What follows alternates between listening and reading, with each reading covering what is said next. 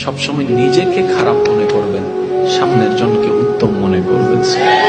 সবসময় বলবেন ভাই ভুল আমার, তুই সঠিক আছো, যা তুই ভালো, আমি খারাপ, আমি খারাপ। আপনি এদিকে নিজেকে ছোট বানাতে থাকবেন, আপনার রব অন্যদিকে আপনাকে বড় বানাইতে থাকতেছে। সেজন্য কাউকে কখনো ছোট করে দেখা বলা যাবে।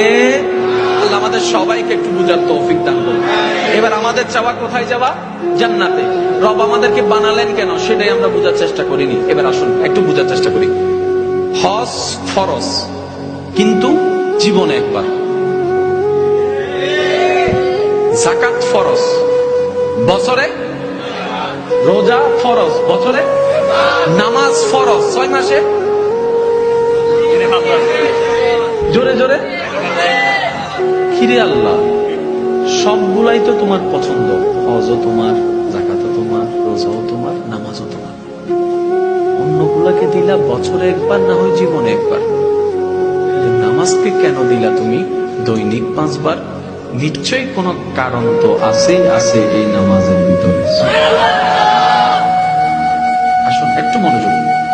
আপনি হজের জন্য সব রেডি করে ফেলেছেন, জাস্ট আপনি ঘর থেকে বের হবেন, এমন সময় যদি আপনার মা অসুস্থ হয়।